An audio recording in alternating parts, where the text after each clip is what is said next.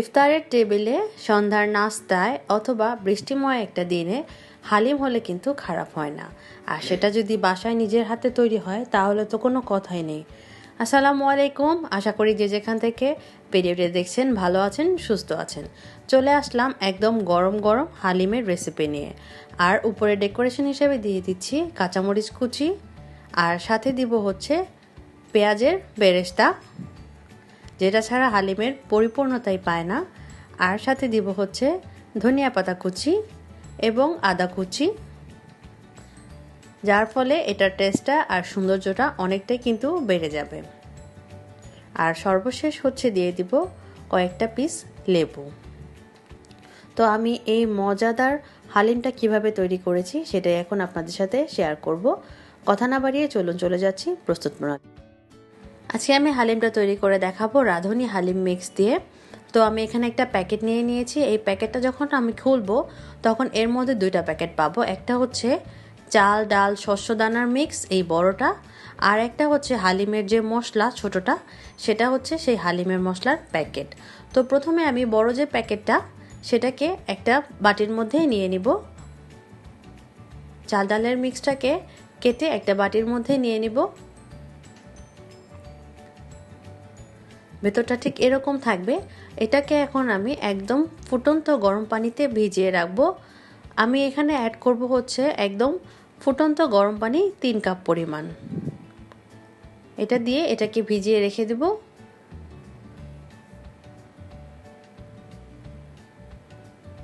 একটা চামচের সাহায্যে বেশ ভালো করে নেড়ে চেড়ে নিব। আর এটা ভিজিয়ে রাখবো হচ্ছে কমপক্ষে 30 মিনিটের জন্য।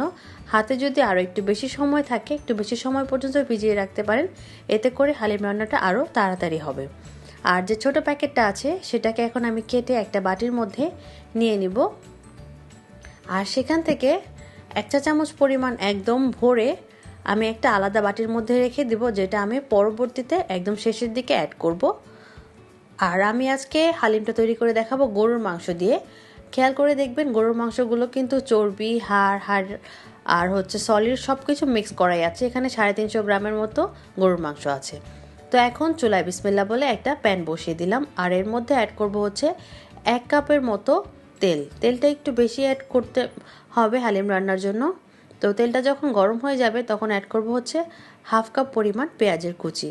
আপনারা যারা এখান থেকে কিছুটা পেঁয়াজ বেরেস্তা লাস্টের দিকে উঠিয়ে রাখবেন, তারা অবশ্যই 1 কাপ পরিমাণ পেঁয়াজ কুচি অ্যাড করবেন। আমি আলাদা বেরেস্তা অ্যাড করব, এজন্য আমি এখানে 1/2 কাপ পরিমাণ পেঁয়াজ কুচি দিয়ে দিয়েছি। তো এখন পেঁয়াজটাকে ভালো করে নেড়ে চেড়ে একদম বেরেস্তার যে কালারটা সেই কালার পর্যন্ত করে নিতে হবে। ঠিক এরকম বেরেস্তার কালার যখন চলে আসবে সেই পর্যায়ে আমি আস্তে আস্তে সবগুলো ইনগ্রিডিয়েন্টস অ্যাড করব। আর চুলার আঁচটাকে লো করে দিয়েছি। এখন আমি অ্যাড করব আদা রসুনের পেস্ট 1 চা চামচ পরিমাণ। আর লবণ অ্যাড করব এখানে 1 চা চামচ পরিমাণ। পরবর্তীতে লাগলে আমি আরও একটু ডালের জন্য অ্যাড করে দিব। এর বেশি প্রথমে না অ্যাড করাই ভালো। তারপরে কিছুক্ষণ এগুলোকে নেড়ে চেড়ে নিয়ে আমি এখন অ্যাড করব হচ্ছে 1/2 চা চামচ হলুদের গুঁড়া, 1 চা চামচের মতো দিব হচ্ছে লাল মরিচের গুঁড়া, আর সাথে দিব হচ্ছে ধনিয়া গুঁড়া 1/2 চা চামচের মতো, জিরা গুঁড়া 1/2 চা চামচের মতো, গরম মশলা গুঁড়াও দিব 1/2 চা চামচের মতো। এগুলো না দিলেও চলবে, যেহেতু ওই মশলার মধ্যে সব কিছু দেওয়া থাকে। তারপর আমি অল্প অল্প করে দিয়ে দিচ্ছি যাতে করে টেস্টটা একটু বেড়ে যায়। আর অল্প একটু পানি দিয়ে আমি এখন সবগুলো মশলাকে ভালো করে তেলের সাথে মিক্স করে নিব, এতে করে শুকনা মশলাগুলো লেগে যাওয়ার সম্ভাবনা থাকবে না। আর এগুলোকে মিক্স করার পরে এখন যে প্যাকেটের মশলাটা দেওয়া ছিল সেই মশলাটা আমি অ্যাড করে দিচ্ছি। এই মশলাটাকেও সবগুলো মশলার সাথে আরও কিছুক্ষণ আমি মিক্স করে নিব। সবগুলো মশলা কিছুক্ষণ কষিয়ে নেওয়ার পরে দেখুন অনেক তেল উঠে গেছে। আর এই পর্যায়ে আমি দিয়ে দিলাম কেটে ঝরিয়ে রাখা, ছোট ছোট করে কেটে রাখা গরুর মাংসগুলোকে এখন মশলার সাথে নেড়ে চেড়ে 5-7 মিনিটের জন্য বেশ ভালো করে কষিয়ে নিব। এই পর্যায়ে প্রথমেই কোনো পানি অ্যাড করব না।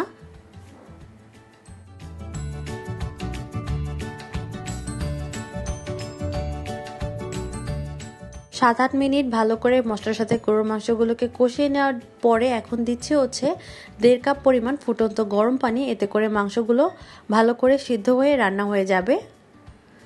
তো চুলার আঁচটাকে আমি মিডিয়াম ফ্লেমে করে 30 থেকে 35 মিনিটের জন্য হচ্ছে এটাকে পানি টেনিয়ে নেব, আর হচ্ছে মাংসগুলো এই ফাঁকে সিদ্ধ হয়ে যাবে আর রান্নাও হয়ে যাবে।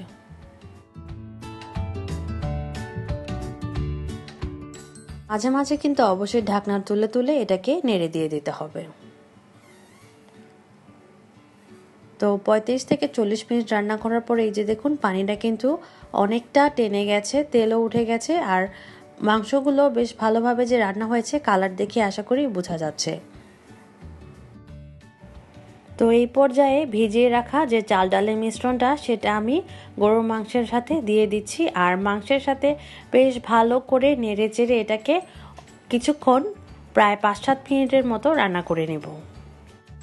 5-7 মিনিট বেশ ভালো করে মিক্স করার পরে এখন অ্যাড করব হচ্ছে ফুটন্ত গরম পানি। আমি 3 কাপ পরিমাণ একদম ফুটন্ত গরম পানি অ্যাড করে দিচ্ছি।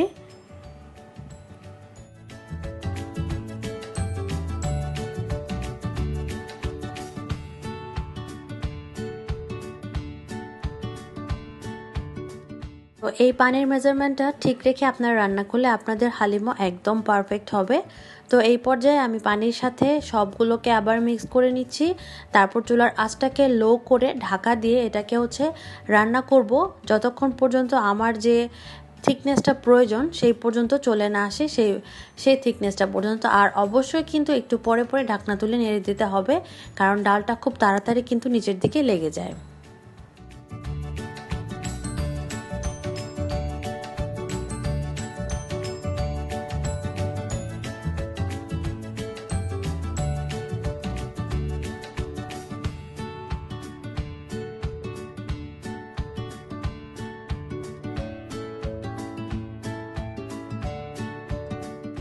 তো বেশ কিছুক্ষণ হচ্ছে রান্না করার পরে এখন এই পর্যায়ে অ্যাড করছি অল্প কিছুটা পেঁয়াজ বেরেস্তা। এটা অ্যাড করলে কিন্তু টেস্টটা বেড়ে যাবে। আর যে বাকি মশলাটুকু তুলে রেখেছিলাম একদম লাস্টের দিকে সেই মশলাটুকু অ্যাড করে দিয়ে আবার হচ্ছে ঢাকা দিয়ে এটাকে আরও একটু টেনে নেওয়া পর্যন্ত আমি রান্না করে নিব।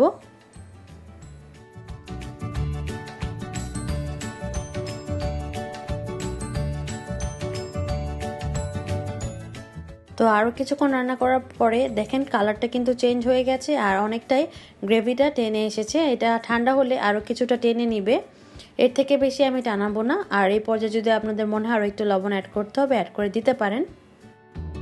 ডিমটা সার্ভ করে ফেলেছি আর এই যে দেখুন এটার ঘনত্বটা মাশাআল্লাহ একদম পারফেক্ট।